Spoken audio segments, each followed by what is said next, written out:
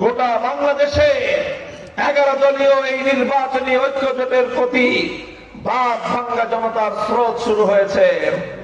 বাংলাদেশের মানুষ আজ 11 দলীয় জোটের প্রতি আস্থা এবং বিশ্বাস রাখতে শুরু করেছে। আর এটা দেখে বাংলাদেশের ষড়যন্ত্রকারী সকল গোষ্ঠীগুলোর মাথা খারাপ হয়ে গিয়েছে।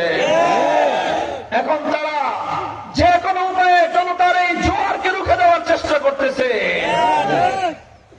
আমি তাদেরকে স্পষ্ট সতর্ক করে দিতে চাই, জনতার স্রোত যদি বেশি শক্তি দিয়ে দমন করার চেষ্টা করা হয় তাহলে আবার 24 জুলাইয়ের মতো বিস্ফোরণ ঘটতে পারে। মনে রেখো, এই যে জাতি জেগে উঠেছে, এবারে জাগরণ জনতার অধিকার প্রতিষ্ঠার মধ্য দিয়েই সম্পন্ন হবে ইনশাআল্লাহ।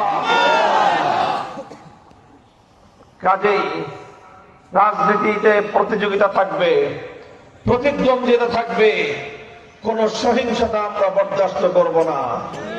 হেলমেট লীগ, হাতুড়ি ওলারা পারে নাই গায়ের জনবাংলাকে দমায় রাখতে, নিজেরাই পরাস্ত হয়ে গিয়েছে। প্রত্যেক বেশি শক্তিধারী রাজনৈতিক পক্ষগুলোকে আমরা সতর্ক করতে চাই, খবরদার বেশি শক্তি ব্যবহার করে এদেশের মানুষের জাগরণকে যদি রুখে দেওয়ার চেষ্টা করো, পরিণাম ভয়াবহ হতে